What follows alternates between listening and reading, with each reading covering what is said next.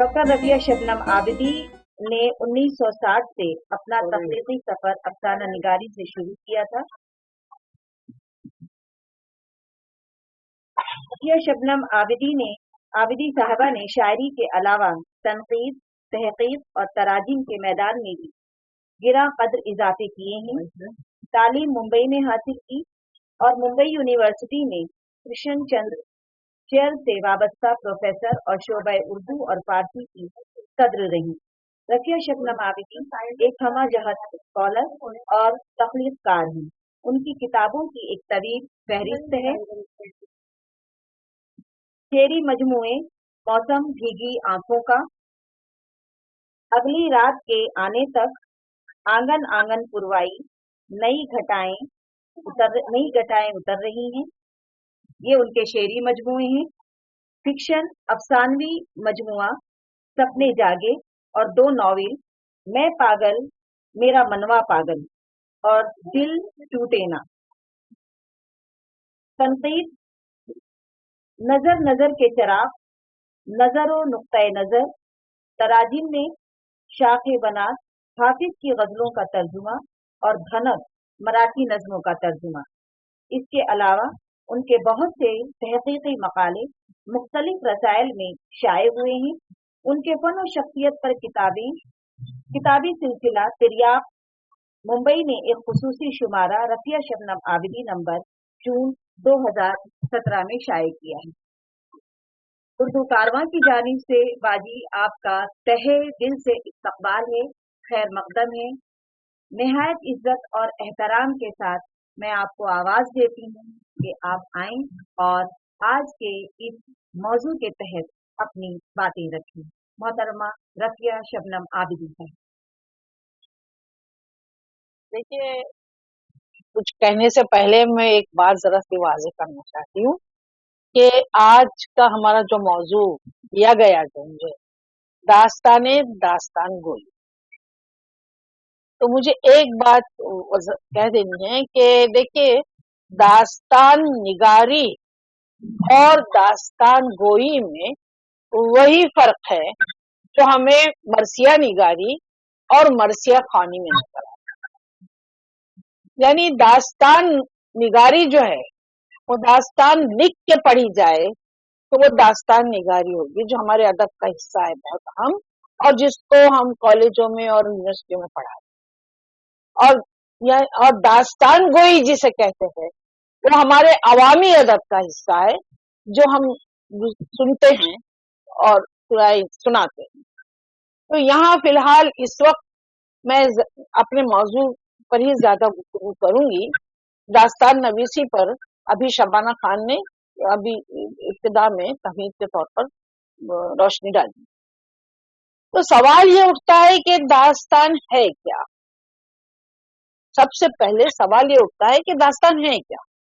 तो देखिए, दास्तान जो है वो अफसानवी अदब के कदीम तरीन सिलसिला है, और ये हम देखते हैं कि चूंकि कदीम तरीन है इसलिए बहुत कदीम जमाने से चली आ रही है, और उर्दू में आने से पहले वो और जबानों में भी मकबूल रही है।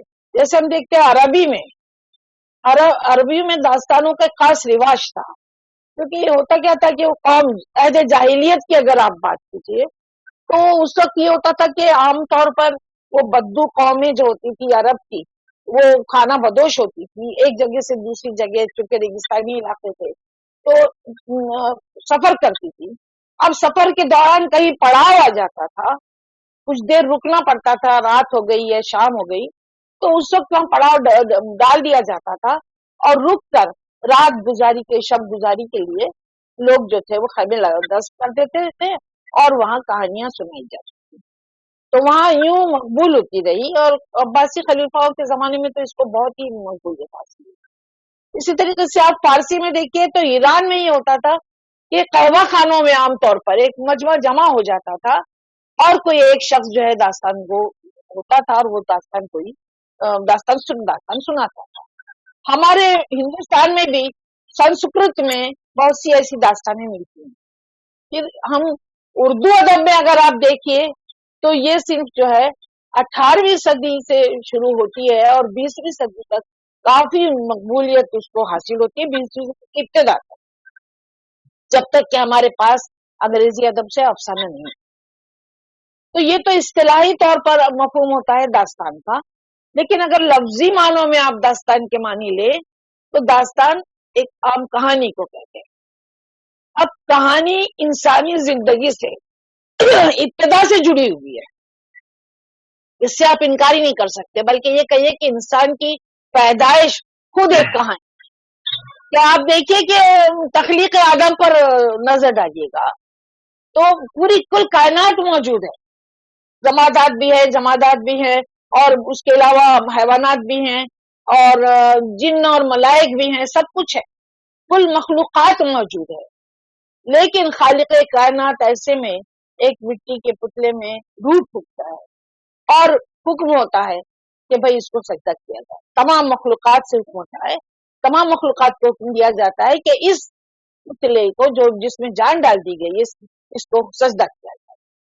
तो अब देखिए आदम यानी इंसान यही हीरो बन गया कि सारी दुनिया को उसको सजदा करना पड़ रहा है। अब एक ऐसी हस्ती है कि जो इनकार करती है। आप जानते हैं कि किसने कहा कि भाई मैं आग से बना हुआ, ये मिट्टी से बना हुआ, मैं तो नहीं करूंगा। यहां से आदम से एक दुश्मनी, एक मुखालिफत शुरू होती है इंसान। तो ये जो है वो विलन भी आ गया। आप देखिए कि विलन भी मौजूद है, जब हीरो है तो विलन भी है। फिर हम देखते हैं कि जनाब हवा की तख्लीक होती है, और जनाब हवा की तख्लीक होती है तो हीरोइन भी आ गई इस कहानी के किरदार में। अब और दूसरे जिम्नी किरदार तो मौजूद है ही पहले से। अब ये कहानी जो है वो शुरू होती है खैर और शर की। आपको अंदाजा होगा कि यहीं से एक दास्तान शुरू होती है, और ये दास्तान जो है जब खैर और शर का मारे का चलता है कुछ साजिशें शर की जानिब से होती हैं, और हमारे हीरो और हीरोइन जो है वो दुनिया में भेज दिए जाते हैं, इस दुनिया में आ जाते हैं, जमीन पर आते हैं। जब जमीन पर आते हैं तो यहाँ इंसान की जिंदगी जो शुरू होती है, एक लक्को दक सहरा है, जंगलात है, दरख्त है, उसमें अब यहाँ इंसान को अपनी एक नई जिंदगी शुरू करनी है। तो यहाँ से हम देखते हैं कि फिर कहानी शुरू हो रही है। और देखते हैं कि एक तरफ तो कुदरती आफात है, दूसरी तरफ हम देखते हैं जानवर है, हशरातुल अर्ज है, हर एक से निमटना है, जिंदगी बसर करने के लिए बहुत कुछ कोशिशें करनी है इंसान को, ये दुनिया उसके लिए नहीं है। तो यहाँ जो हम देखते हैं कि एक तरफ बस कभी कोई कहना चाहिए हवाएं तेज चल रही है, आंधियां आ रही है, कभी हम देखते हैं कि बारिश और तूफान है, कहीं इंसान देखता है कि एक सैलाब आ रहा है। तो ये सब, और कभी एक खौफनाक सांप आ रहा है, कोई और खौफनाक जानवर आ रहा है। तो यहाँ देखिए यहाँ हॉरर भी है और कुछ जानने की कोशिश भी है, जुस्तजू भी है, तो तजस्सुस भी है, सस्पेंस भी है। तो हमारी कहानी में, हमारी दास्तान में हमको दिखता है कि हॉरर है, एक तजस्सुस है, एक खौफ है, सब कुछ मौजूद है, और हमारा हीरो इन सब से लड़ता हुआ कोशिश में लगा हुआ है जिंदगी को जीने की। ऐसे मौके पर हम देखते हैं कि दिन भर की रुदात के बाद जब वो सोचता है कि अब जानवरों का शिकार करे, कुछ तो करना ही है जिंदगी बसर करने के लिए, वो जानवरों का शिकार करके इधर उधर से जब आते हैं सब, और रात को या शाम को उन शिकार को लेके अलाव के गिर्द बैठते हैं, आग जलाते हैं। अब यहाँ फिर दास्तान का एक रुख और शुरू होता है। अब हर शख्स जो शिकार करके आया है और अलग अलग मुख्तलिफ रास्तों से होकर आया है, तो अब हर शख्स अपनी अपनी रुदात सुना रहा है कि भाई मैं गया था तो मेरे रास्ते में ये आ गया, मैं गया था तो वहां आंधी थी, मैं गया था तो वहां सैलाब था, मैंने उसका मुकाबला किया, वहां मुझे फला जानवर मिल गया। हर शख्स अपने दिलेरी की, अपनी बहादुरी की, अपने ताकत की वो कहानियां सुना रहा है। और ये कहानियां जो है यहीं से दास्तान शुरू होती है, और ये सब कहानियां जब मिल जाती हैं तो गोया दास्तान का सिलसिला शुरू होता है, जो हम आगे चल के देखते हैं कि दास्तान कैसे जो है रूप इख्तियार करती चली जाती है। उसके बाद आप और आगे बढ़िए तो आपको नजर आएगा कि अब इंसान जो है वो समाजी जिंदगी में दाखिल हो गया। अब शादी ब्याह के इदारे कायम हो गए, खानदान बनने लगे, घर बनने लगे, बस्तियां आबाद हुई, कबीले आबाद हो गए, इंसान कबीलों में बढ़ गया। अब कबीलों में बढ़ गया तो फिर एक दूसरे से रकाबतें भी आई, दुश्मनियां भी आई, मोहब्बतें भी पैदा हुई, उन मोहब्बतों की मुखालिफतें भी हुई, नतीजतन फिर ये हुआ कि जंगे हैं, लड़ाइयां हैं दिन, और उसके बाद हंगामे हैं, हरकत और सकरात है, सब कुछ है। तो यहाँ फिर हम देखते हैं कि ये कहानियां दास्तान गोई का रूप डालती चली जाती हैं, और जब जो कोई सिपाही है, जो कोई जंग लड़के आता है, हरीफ को मात देकर आता है, वो अपनी दिलेरी की और अपनी बहादुरी की कहानी सुनाता है।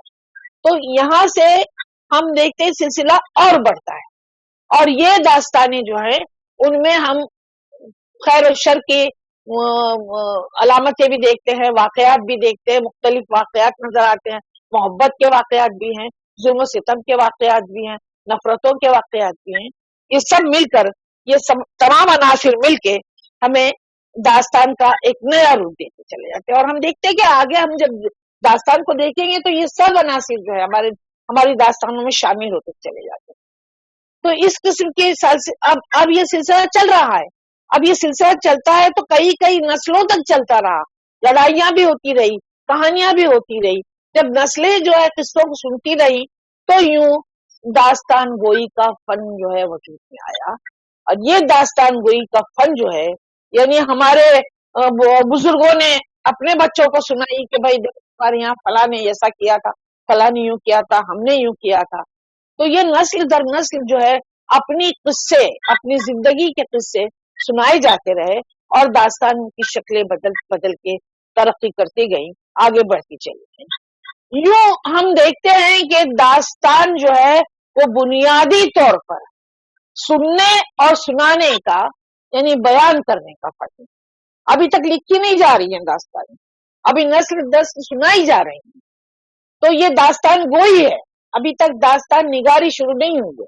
अभी हम देखते हैं दास्तान गोई है कि हमारे यहाँ सुनाई जा रही है दास्तान, और यही दास्तानें जो हैं हम और आगे जब बढ़े, जब समाजी बाकायदा इंसान एक समाजी सेटअप पे, एक समाजी निजाम में दाखिल हो जाता है, तबकाती निजाम जब आता है और हुकूमतें आ जाती है, इक़्तिदार हासिल कर लेते हैं कुछ लोग, तो हुकूमत की तश्कील होती है।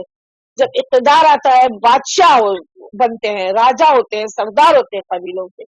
अब बादशाह का काम क्या है? अपनी रियायत की हिफाजत करना। और समाज में अब तबकाती नशिस्त हो गई है, बर्खास्त हो गई है, समाज में एक तक़सीम आ गई है तबकाती। यानी अब सब, पहले क्या होता था, पहले का इंसान अपनी जिंदगी गुजारने के लिए, अपने सर्वाइवल के लिए सभी सब काम करता था। उसे ही अपने लिबास के लिए भी सोचना है, उसे ही अपनी ग़िज़ा के लिए भी सोचना है, उसे ही अपने दूसरे कामों के लिए, रहन सहन के लिए सोचना है कि घर भी वही बनाए, लिबास भी वही तैयार करे, सब ग़िज़ा भी वही तैयार करे। अब ऐसा नहीं रहा, अब काम बढ़ गया। कोई है जो कपड़े बुन रहा है, कोई है जो जूते बना रहा है, कोई है जो लोहे के हथियार बना रहा है, कोई जो है सोने के जेवरात बना रहा है। तो यूं मुख्तलिफ तबकात में बढ़ गए। अब लोहार को जरूरत पड़ती है खाने की तो वो किसान के पास जाता है, वो खेती बाड़ी कर रहा है। अगर किसी को जरूरत पड़ती है लड़ाई के हथियार खरीदने की तो वो दूसरे के पास जा रहा है लोहार। तो इस तरीके से अब जिसको जूते चाहिए वो चमार के पास जा रहा है, जिसको कपड़े धुलवाना हो धोबी के पास चला जा रहा है, जिसको कपड़े सिलवाना है वो दर्जी के पास चला जा रहा है। तो तबकाती नशिस्त होने से काम तो एक ही कर रहा है, एक एक शख्स, हर शख्स पूरे काम नहीं कर रहा है, एक ही शख्स काम कर, अपना एक ही काम है जो वो कर रहा है। अब उसके बाद उसको करना क्या है? जाहिर है फुर्सत के औकात है। बादशाह है, वो रियाई की देखभाल के लिए उसके पास उम्माल है, उसके पास सिपाही है, उसके उमरा है, वज़रा है, बहुत सारे। तो बादशाह भी है, रोज तो लड़ाइयां होती नहीं है, कभी जंग पे गया वापस आ गया। तो इस तरीके से बादशाह के पास भी फुर्सत है, और दूसरे जो रियाया है उनके पास भी है, तमाम तबकात के लोगों के पास, अवाम के पास फुर्सत है। और जब फुर्सत होती है तो इंसान चाहता है कि तफरीह तबाह कुछ हो, तफन्नुन तबाह के लिए कोई सामान मुहैया किया जाए, कोई वक्त अच्छे ढंग से, अच्छे खुशगवार लम्हों में हम काट सकें। आप कीजिएगा। तो ये जब मौका आया और जब अवाम को या इंसानों को फुर्सत के औकात मिले, तो फुर्सत के औकात में या तो ये किया कि उन्होंने कुछ तरीके निकाले, जैसे रक्स सुरूज चल रहा है, गाने बज रहे हैं, ये हो रहा, और कुछ ऐसे भी थे कि कहानियां सुनने के मुश्ताक रहते थे। تو کہانیاں سنائی جانے لگی. اب داستان گوئی باقاعدہ ایک فن کی شکل میں شاہی درباروں میں خاص طور پر. اب شہزادی کو نیند نہیں آ رہی ہے، بھائی بلاؤ کسی قصہ گو کو، کسی قصہ خاں کو بلاؤ. وہ آیا، اس نے داستان شروع کی. اب وہ اپنے حساب سے مرچ مسال لگا کے اپنے انداز میں داستان سنا رہا ہے، لوگ سن رہے ہیں. اب شاہی دربار میں سب جتنے بھی لوگ بیٹھے ہیں سن رہے ہیں، بادشاہ سن رہا ہے، چلمن کے پیچھے شہزادی سن رہی ہے، یا شہزادہ ہے تو شہزادہ سن رہا ہے. اب یہ داستانی جو ہے وہ سنائی جاتی ہے. ظاہر ہے اگر روتے ہوئے سوتے ہوئے منہ بناتے ہوئے قصہ کو اگر سنائے گا تو نیند آنے کی بجائے نیند اڑ جائے گی. تو نتیجہ یہ ہوتا تھا کہ وہ شخص بہت ہی ڈرامائی انداز میں، خوبصورت انداز میں، دلچسپ انداز میں، اس میں اچھے اچھے الفاظ لاتے اچھے اچھے طریقے سے ایسے بیان کرتا تھا، ایکشن کے ساتھ، اداکاری کے ساتھ اور آواز کے اتار چڑھاؤ کے ساتھ. تو نتیجہ یہ ہوتا تھا کہ وہ پورے دلچسپی کے ساتھ سب سنتے تھے، مزہ آتا تھا، اور یوں داستان جو ہے وہ مقبول ہونا شروع ہو گئی. اور داستان اس طریقے سے، داستان کا گوئی کا فن جو ہے وہ عام ہوتا گیا. اب اس کو بڑھتے بڑھتے اب اس میں دیکھیے، چونکہ بادشاہ سن رہا ہے، بادشاہ نے اپنے باقاعدہ مقرر کر دیے داستان کو اپنے دربار میں رکھنا شروع کیے. جیسے شاعر ہوتے تھے، جیسے مصور ہوتے تھے، جیسے موسیقار ہوتے تھے، جیسے گائک رکھتا تھا بادشاہ، اسی طریقے سے بادشاہ نے اپنے درباروں میں ایک داستان کو بھی رکھنا شروع کیا. اب داستان کو کا کام کیا ہے کہ روز شام کو، رات کو بادشاہ کو کوئی نہ کوئی قصہ سنائے تاکہ اس کو دلچسپی بھی ہو، وقت بھی کٹے اور چین کی نیند سو جائے، اور اسی کے ساتھ سارے درباری کے تمام لوگ ہیں. تو اس طریقے سے اب چونکہ بادشاہ رکھ رہا ہے اور چونکہ سن رہے ہیں دربار کے لوگ، تو ظاہر ہے جو ہیرو ہوتا تھا کہانی کا یا داستان کا، وہ داستان گو کے سمجھ اور اس کی ذہانت کی بات تھی کہ اس کو اپنی روزی روٹی کا بھی خیال رکھنا تھا. اس لیے کوئی غریب ہیرو نہیں ہوتا تھا اس کا. داستان گوئی میں ہمیشہ کوئی شہزادہ، کوئی بادشاہ، کوئی وزیر زادہ، کوئی امیر زادہ عام طور پہ ہیرو کی شکل میں آتا تھا. اور ایسے ہی ہیروئنیں بھی، اب ظاہر ہے کہ جب شہزادے کے مقابلے پہ لانا ہے تو کوئی بھی کارن تو آئے گی نہیں، کوئی عام مزدور کی بیٹی تو آئے گی نہیں، کوئی کسان کی بیٹی تو آئے گی نہیں. تو ہیروئنیں بھی جو ہوتی تھی وہ شہزادیاں ہوتی تھی، وزیر زادیاں ہوتی تھی. اب کردار بھی ویسے ہی لانا پڑتے تھے ان کو. جب یہ کردار آ گئے تو ان کی عادات، ان کے اخلاق، ان کی افکار، ان کے اعمال، وہ سب بھی ویسے ہی دکھانا پڑتے تھے. تو داستان کو یہ چالاکی کرتا تھا کہ ہمیشہ، یعنی تو جیسے ہیرو ہے، اب شہزادہ ہے تو بھائی ڈرپوک تو بتا نہیں سکتے شہزادے کو، بادشاہ قتل کر لے گا، حکم دے دے گا، بدصورت بول نہیں سکتے، پھانسی پہ لٹکا دے گا. تو جو بھی ہیرو ہوتا تھا اس میں ساری خوبیاں اچھی اچھی ہوتی، یعنی اگر وہ ہیرو ہے تو اس میں ساری خوبیاں ہیں.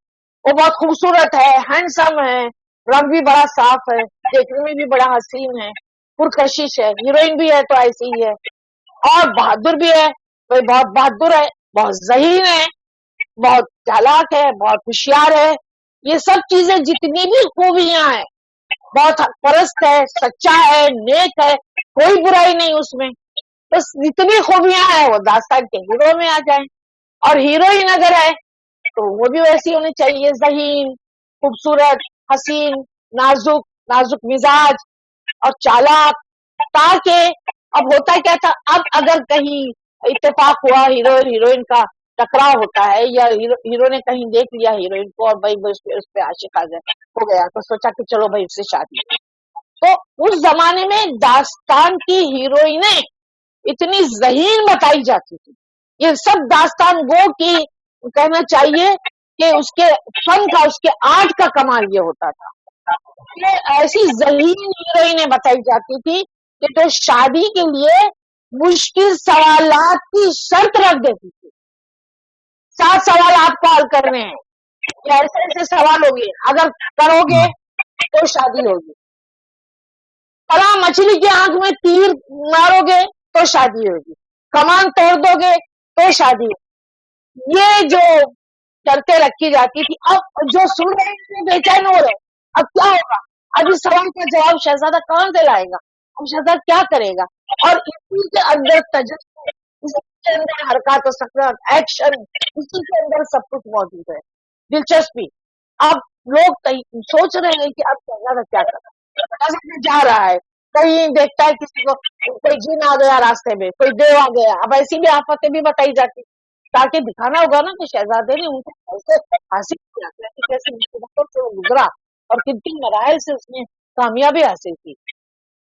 تو نمافق الفطرت چیزیں بھی آ جاتی تھی اور ان سب کا مقابلہ داستان کو کروا رہا ہے، دکھا رہا ہے ایکشن کے ساتھ. اب یہ ایسا ڈراؤنا ایک وہ آ گیا، دیو آ گیا، اس کی آنکھیں ایسی تھی، اس کے ماتھے پہ ناک تھی، اس کے پیچھے آنکھ تھی، اس کے بال ایسے تھے، وہ اتنا بڑا قد تھا، اور وہ پورا پیش کر رہا ہے، اپنی تصویریں پیش کر رہا ہے، اور سننے والے سن رہے ہیں، ان میں سے کچھ خوف زدہ ہو رہے ہیں، ان کو لگ رہا ہے وہ دیو جو ہے ہمارے اوپر آ رہا ہے، وہ اتنے من کھانا کھاتا تھا، وہ ایسی گردن بڑوڑ دیتا تھا، وہ ایسا کرتا تھا.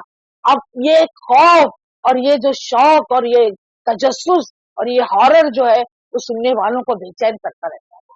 اور یہ داستان گو کے اوپر ڈیپینڈ کرتا تھا، داستان گو پہ منحصر تھا کہ وہ کیسے انداز میں اس کہانی کو سناتا ہے اور کس طریقے سے اپنے سننے والوں کو اپنی طرف متوجہ بھی کرتا ہے اور ان میں جذباتی ہلچل بھی پیدا کرتا ہے اور ان کو ایک دلچسپی کا سامان بھی عطا کرتا ہے.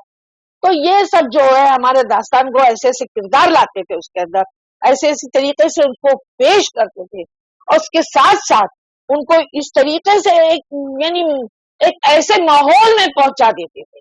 آپ دیکھیے کہ ایسے ماحول میں ہمارے، کیونکہ بھائی ایک دم ہی اگر ان کو سوتے ہوئے ماحول میں رکھیں گے تو سننے والے اتنی دلچسپی نہیں لیں گے. اب اس میں کچھ خوبصورت کیریکٹر بھی ایسے ڈال دیتے، کوئی خوبصورت دنیا بھی ایسی پیدا کر دیتے. ارے شہزاد جا رہا ہے، وہ اگر وہ ٹیرس پر سو رہا ہے، اپنے بام پر سو رہا ہے، ادھر سے ایک پری کا گزر ہو رہا ہے، اب پری بڑی خوبصورت ہے، پری نے دیکھ لیا شہزادے، اب پری اٹھا کے لے کے جا رہی ہے. اب وہ دیکھا جا رہا ہے کہ ارے پری لے گئی.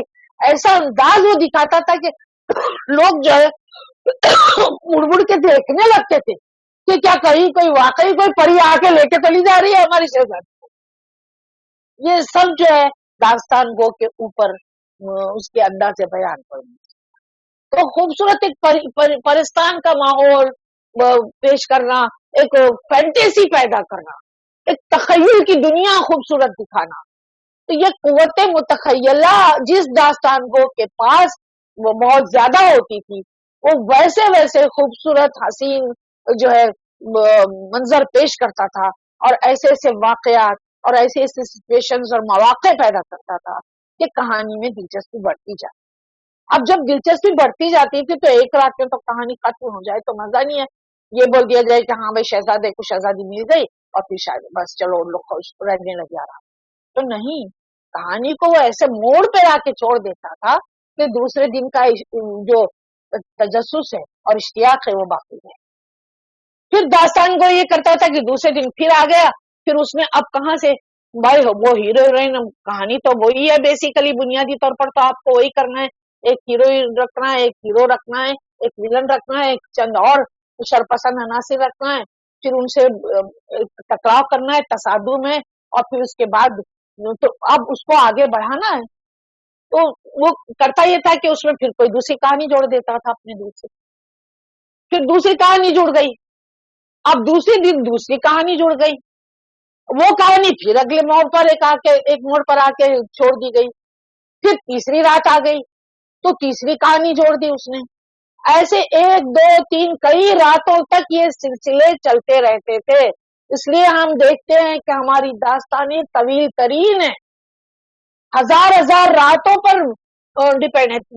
اب دیکھیے ہماری جتنی بھی اردو کی داستانیں ہیں جو بعد میں لکھی گئی، داستان الف لیلہ لیجئے، داستان امیر حمزہ لیجئے، طلسم ہوشربا لیجئے، باغ و بہار لیجئے، فسانہ عجائب لیجئے، اور بھی بہت سی داستانیں جو مجھے یاد اس وقت نہیں آ رہی ہیں، اور بھی بہت سی داستانیں جن کو ہم لیں تو اندازہ ہوگا کہ یہ داستانیں کئی راتوں تک چلتی تھی، طویل داستانیں ہوتی، اور یہ ایک کہانی نہیں ہوتی تھی، ایک کہانی میں دوسری کہانی بڑا پیچیدہ سلسلہ چلتا رہتا تھا. کہ داستان در داستان، داستان در داستان، کیونکہ داستان گو میں، اب داستان گو میں کہانی سنانے کی اور کہانی کہنے کی جتنی بھی صلاحیت موجود ہے، وہ اتنی ہی صلاحیت تک اتنا ہی اس کی داستانوں کا سلسلہ چل سکتا ہے. تو یہ ایک اور بات تھی کہ داستانوں کا سلسلہ بھی اگر چلانا ہے تو آپ کی تخیل کی داد دینا پڑے گی. داستان کو اپنا خیال کہاں سے کہاں لے جاتا ہے، کہاں سے کہاں کیا کرتا ہے، ایسی ایسی چیزیں لے کر آ جاتا ہے.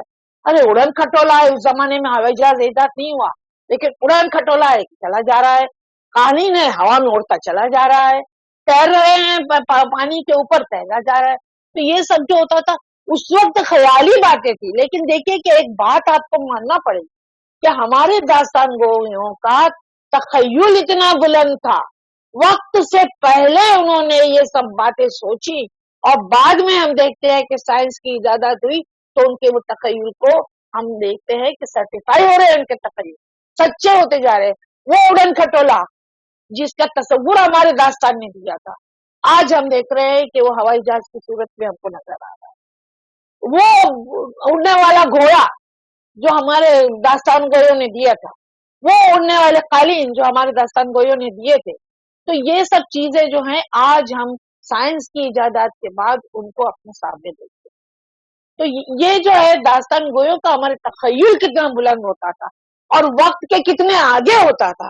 یہ صرف تفنن تباہ کی بات نہیں تھی، اس میں آپ اس پہلو کو بھی دیکھتے رہیے کہ تخیل کی بلندی ان کی کتنی ہوتی تھی اور ان کا قوت بیان کیا ہوتا تھا کہ جس کے سہارے پر وہ اس طریقے سے کردار جو ہے یہ کرتے رہتے تھے. اور کہانی کو آگے بڑھانا بھی کوئی آسان کام نہیں ہے. ہم تم جیسے لوگ جو ہے وہ تھوڑی کہانی سنا کے اب ختم کر دیں گے. ہم جب بچوں کو سناتے ہیں، اب بچے پوچھتے ہیں پھر کیا ہوا، پھر کیا ہوا، اب ہم تھوڑی دیر تک تو سناتے ہیں پھر یوں ہوا، پھر یوں ہوا، پھر یوں ہوا، پھر بولتے بس ابھی ختم ہو گئی. بچہ بولتا ہے اتنی جلدی ختم ہو گئی، ہمارے پاس اس کا کوئی جواب نہیں ہوتا. لیکن ہمارے داستان گوئیوں کے یہاں یہ نہیں تھا، وہ بڑھاتے جاتے تھے. بہت مشہور قصہ ایک لکھنؤ کا لطیفہ ہی سمجھ لیجیے اسے، کہ ایک داستان گو تھے، مشہور داستان گو، اپنی کہانی اپنی داستانیں سنا رہے تھے. ایک امیر کے یہاں مدعو تھے، شاید کوئی نواب تھے، جو بھی بہرحال رہے ہوں گے، تو ان کے یہاں موجود تھے اور اپنی داستان سنا رہے تھے. تو داستان میں یہ ایک منزل ایسی آئی کہ ہیرو کی جو بارات ہے وہ ہیروئن کے دروازے پہ آ کے رکے، سسرال کے دروازے. اب آگے کہانی آگے بڑھنے ہی والی تھی کہ اتفاق سے داستان گوئے کو کوئی میسج ملا، کوئی خبر آئی یا کوئی ایسا کام آ گیا کہ جس کی وجہ سے داستان چھوڑ کر اس کو جانا پڑا. اب اگر داستان چھوڑ کے چلے آتے تو ظاہر ہے کہ نواب تو ناراض ہو جاتے. تو انہوں نے کیا کیا، داستان گو نے اپنے جو شاگرد تھے، ایک شاگرد کو ان کو کہا کہ بھائی دیکھو میں جب تک آ رہا ہوں میں آ جاؤں گا، ایک 2-4 منٹ میں 2-4 گھنٹے میں آ جاؤں گا، میرا بہت زبردست کام ہے، جب تک تم جو ہے اس کہانی کو آگے بڑھاؤ. تو ٹھیک ہے، شاگرد تو بھی داستان گو کا شاگرد ہے، اس نے کہانی بڑھانا شروع کی. اب وہ بڑھاتا رہا. اتفاق یہ کہ وہ داستان کو کوئی بہت زبردست کام تھا، کوئی بہت حادثہ ہو گیا تھا اس کے گھر میں، جو کچھ ہوا تھا وہ نہیں آ پایا. 8-10 روز تک وہ نہیں آ پایا، 10-15 روز تک وہ نہیں آ پایا. اور داستان جو شاگرد تھا وہ کہانی کو آگے بڑھاتا رہا جو بھی اس کو کرنا تھا. اب 10-15 دن کے بعد داستان کو جب لوٹا اور پہنچا تو پتا چلا کہ بارات جو ہے ابھی تک سسرال کے دروازے پر ہی ٹکی ہوئی ہے. اب آپ بتائیے کہ اس کی وجہ کیا ہوگی. یعنی ہمارے داستان گو نے جو موجود تھا اس وقت، اس نے اس کہانی میں بارات کی جو بھی خصوصیات ہے، دلچسپیاں ہیں، وہ سب بیان کرنا شروع کر دی تھی. اب ظاہر ہے کہ 15 دن تک وہ بارات کے بارے میں ہی بولتا رہا، ایسی بارات ویسی بارات، بارات کوئی ہے، بارات کیوں ہے، بارات کیوں ہے. آپ یقین کیجئے 15 دن تک وہ یہی بولتا رہا. اب اصلی داستان کو آیا، اگلے 15 دن اصلی داستان نے شروع کر دیا، اور وہ اب وہ رسم و رواج پر بولتا رہا.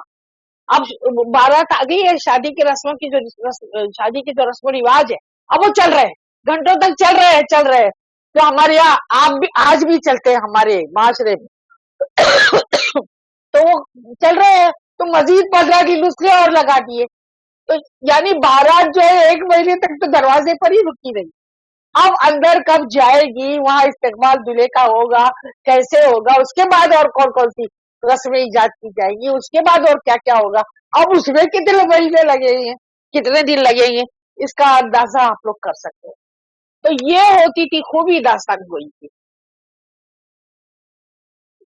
जो हम देखते हैं। तो ये एक अजीब, एक कहना चाहिए कि ऐसा आर्ट है जो हरकस और नाकस के बस की बात नहीं। हमको उसकी बात उसका जो है मानना पड़ेगा कि एक ऐसा जबरदस्त फन था जो हर किसी को मिलता भी नहीं था। कुछ लोग थे जिनके पास जबान थी। जाहिर है कि सिर्फ हरकत और सकनात या एक्शन से तो काम नहीं चलता, जबान भी वैसी चाहिए, मकालमे भी वैसे चाहिए। और अब अगर आप नौकर का जिक्र कर रहे हैं तो नौकर की जबान में बोलना पड़ेगा आपको। जब बादशाह का जिक्र आप कर रहे हैं, बादशाह बोल रहा है, शहजादा बोल रहा है, तो शहजादे की जबान इस्तेमाल होगी। अब अगर नौकर खातिब होता है बादशाह से, तो ये नहीं बोल सकता अरे तू क्या कर रहा है, नहीं बोल सकता है। और तो जाहिर है कि उसको जहां पना बोलना पड़ेगा, ये सब जिले इलाही बोलना पड़ेगा, तो वहां जबान बदल जाएगी। यानी हिफ्ज मरातिब भी हम जिसको कहते हैं कि नौकर की जबान और है, औरत की, खास तौर पे औरत की, शहजादियों की, महिलात की जबान जो है वो और होती है। तो शहजादी औरतों और आम औरतों की जबान और होती है, तो ख्वाजा सराओं की जबान और है, कनीजों की जबान और है। तो ये जबानें अगर आप नहीं जानेंगे तो आप बयान कैसे करेंगे, और आप अपनी जबान में बोलेंगे तो वो तासुर पैदा नहीं होगा, क्योंकि आपको एक्टिंग भी साथ में करना है। सामने लोग हैं ना आपके, वही कारी तो है नहीं कि किताब में हम कहानी पढ़ रहे हैं, दास्तान पढ़ रहे हैं। कारी नहीं है, हमारे सामने नाजरीन है, कारईन नहीं है, नाजरीन है। जैसा आज हम टीवी पर देखते हैं, आज हम जो टीवी पर देख रहे हैं, तो उस जमाने में तो कोई टीवी था नहीं, तो नाजरीन सामने ही है। अब जो कुछ आप बोलेंगे, जो कुछ आप करेंगे, वो सब नाजरीन देख भी रहे हैं, सुन भी रहे हैं। तो जाहिर है कि आपकी जबान ऐसी होनी चाहिए, आपको इतनी मालूमात होनी चाहिए, आपको इतना सलीका होना चाहिए कि नौकर बोलेगा तो कैसे बोलेगा, कनीज़े बोलेगी तो कैसे बोलेगी, और शहजादियां बोलेगी तो कैसे बोलेगी, शहजादा बोलेगा तो कैसे बोलेगा, और जहां पना बोलेंगे, बादशाह बोलेगा तो कैसे, वैसे ही डायलॉग्स आपको देने हैं। और खास तौर पे आवाम के, औरतों की जबान तो बिल्कुल ही अलग होती है। हमारे यहाँ उर्दू में तो ये खुसूसियत है कि औरतों की एक अलग ही जबान होती है, उनके मुहावरे भी अलग होते हैं, बड़े दिलचस्प होते हैं। और आप लोग जो सुनते हैं, औरतों को सुनते आए हैं, अपने घरों में भी सुनते होंगे, बाहर भी सुनते होंगे, तो आपको मालूम है कि औरतों की एक अपनी मखसूस मफाहिम लिए हुए कुछ मुहावरे होते हैं, कुछ कोडवर्ड्स होते हैं, कुछ जबान के चटखारे होते हैं। तो ये सब जो है अगर आप नहीं जानेंगे, अगर आप ऐसे पेश नहीं करेंगे, तो कहानी का या दास्तान का मजा नहीं आएगा। तो दास्तान गोया का फर्ज होता था कि वो इस अंदाज में पेश करे अपनी दास्तानें कि जिससे एक दिलचस्पी पैदा हो और सुनने वाले जो हैं उसमें और मजा आए। फिर उसके बाद आप देखिए कि हम ये भी देखते हैं कि चूंकि दास्तानें तफन्नुन तबाह के लिए जरूर थी, एंटरटेनमेंट का जरिया जरूर थी, तफरीह तबाह का जरिया जरूर थी, लेकिन ये भी है कि भाई जहां सुनाई जा रही है और जो कुछ सुनाया जा रहा है, तो उसके अंदर महज लफ्फाजी तो काम नहीं करती है, उसके पीछे कोई सबक भी तो होना चाहिए, कोई दर्स भी तो होना चाहिए, उसका कोई नतीजा भी तो होना चाहिए। हर कहानी का एक अंजाम होता है, तो कहानी का एक अंजाम भी होना है, और कहानी के अंदर अंदर लहर दर लहर जिसको कहेंगे, तह दर तह जिसको कहेंगे, बातों बातों में कुछ ऐसी बातें बता दी जाए, कुछ ऐसे सबक दे दिए जाए, ऐसा कि सुनने वालों को उससे इबरत भी हासिल हो, हिदायत भी मिले, और एक राहें भी उनके लिए हमवार हो, अखलाकी राहें भी, और दूसरी बुराइयों से बचने का एक एहसास भी उनके जाए।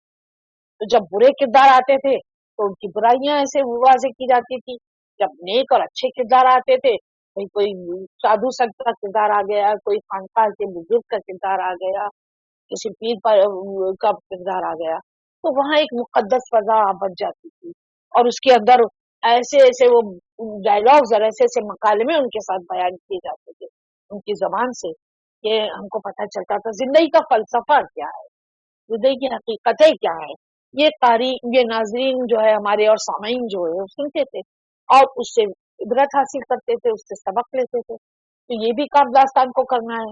یعنی داستان صرف کہانی کار نہیں، کہانی بنانے والا نہیں، یہ جو ہے صرف کہانی لکھنے والا نہیں، کہانی سنانے والا ہے، لیکن اس کے ساتھ ساتھ وہ بہت سارے اور پہلوؤں کا اور باتوں کا بھی حامل ہے، جس کے توفیل وہ مقبول بھی ہوتا ہے اور جس کے توفیل اس کا فن جو ہے وہ چلا بھی پاتا ہے اور جس کے توفیل داستانیں بھی مقبول ہوتی ہے. پھر وہ معاشرہ جو اس زمانے کا تھا، ہم 18ویں صدی سے لے کے 20ویں صدی کے اول تک کی بات کیجئے، وہ معاشرہ جو تھا وہ بادشاہوں کا، امیروں کا، جاگیردارانہ نظام کا معاشرہ رہا تھا. تو اس معاشرے کی اپنی ایک مخصوص تہذیب تھی، تہذیبی روایات تھی جن کے تحت یہ چل رہا تھا پورا معاشرہ.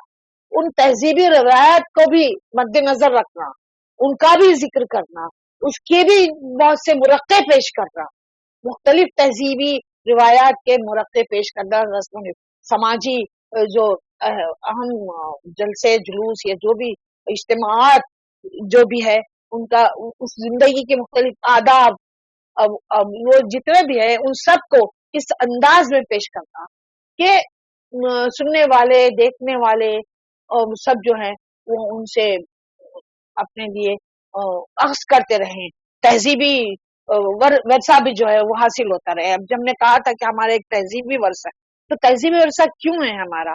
اس لیے کہ اس کے اندر ہمارے پورے تہذیبی عناصر جو ہیں وہ ان داستانوں میں ہم کو ملتے ہیں. آپ ان داستانوں کو پڑھیے تو آپ کو اندازہ ہوگا کہ اس دور کی تہذیب کیا تھی. باغ و بہار میں دہلی کی تہذیب آپ کو ملے گی، خزانۂ عجائب لکھنؤ کو پیش کرتا ہے. اور اگر ہم صبرس اور طوطی نامے، صبرس کو اگر ہم تمثیلی داستان قرار دے دیں، اور حالانکہ بعض لوگ اختلاف رکھتے ہیں، اور طوطی نامہ وغیرہ اگر ہم پڑھیں تو اندازہ ہوگا کہ وہاں دکنی تہذیب آتی ہے، دکنی زبان ہے جو ملا وجیح نے استعمال کی ہے، اور دکنی معاشرہ پورا ہم کو اس میں نظر آتا ہے. عورتوں کے تعلق سے بھی معاشرہ جو ہے وہ خاص طور پہ دکن کا ہے. تو یہ سب چیزیں جو ہیں ہم کو داستان کے ذریعے سے ہم تک پہنچتی، اس زمانے میں داستان گو کے ذریعے سے ہم تک پہنچتی تھی. اب یہ داستانیں جو ہیں وہ اس اعتبار سے بھی زیادہ ہمارے لیے موضوع رکھتی ہیں. تو میرا کہنے کا مطلب یہ ہے کہ یہ داستان جو ہے ایک بہت ہی زبردست بیان کرنے کا فن ہے. داستان گوئی جس کو ہم کہتے ہیں، بیان کرنے کا ایک فن ہے جو ہمارے بعض داستان گویوں میں، جن کے مشہور داستان گویوں میں، ہمارے یہاں ایک اردو ادب میں ایک نام جو ہے وہ بے انتہا مشہور ہوا اور وہ نام تھا میر باقر علی داستان گو کا. ارے بیٹھے، اب کیا ہوا تھا کہ داستان کو جب مقبول ہوئی ہے تو صرف درباروں تک نہیں رہ گئی، درباروں سے نکل کر چوپالوں میں آئی، بازاروں میں آئی، اور چوک میں بیٹھ کے چاراہوں پہ چوک میں بیٹھ کر وہ سجایا گیا، مسندیں لگی اور وہاں بیٹھ کر ہمارے داستان گویوں نے اپنی داستانی سنائی. چاروں طرف مجمع ہے عوام کا.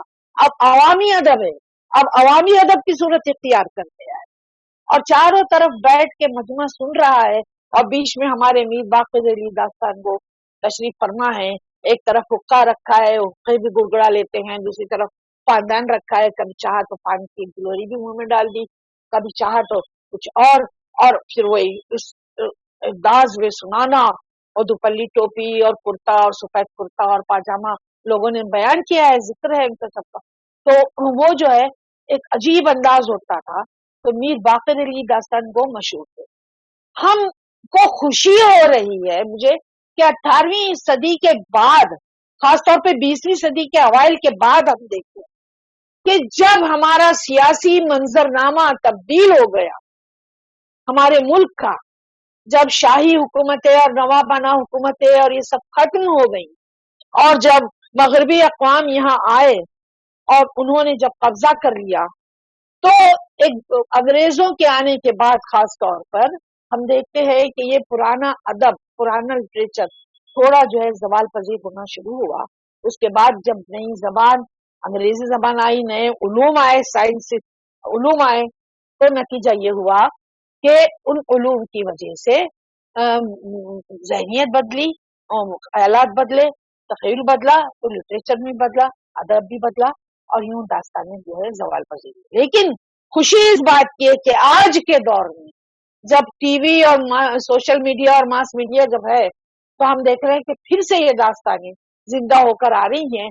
ہم نے دیکھا کہ جیسے یہ آ گئے رامائن اور مہا بھارت اور اس قسم کی اور داستانیں اور بھی آئی ہیں، اسی طریقے سے اردو کی بھی داستانیں آنا شروع ہوئی۔ الف لیلا کو ہم نے ٹی وی پر پیش کیا اور داستانوں کو پیش کیا، اور ہمارے داستان کو گوئی پھر سے زندہ ہوئی، اور ہمارے نئے نئے داستان کو پیدا ہوئے۔ اور جیسا کہ ابھی ذکر کیا گیا تھا اپنے جن کا انتقال ہو گیا، اور پھر اس کے علاوہ جاوید دانش ہم دیکھتے ہیں، جناب جاوید دانش بھی بہت اچھی داستان گوئی کرتے ہیں، اور آج آپ سنیں گے سہیل آغا کی داستان گوئی۔ میں نے کچھ وقت زیادہ لیا آپ کا، لیکن میں چاہتی تھی کہ داستان گوئی پر بولوں، داستان نگاری۔ شکریہ آپ کو۔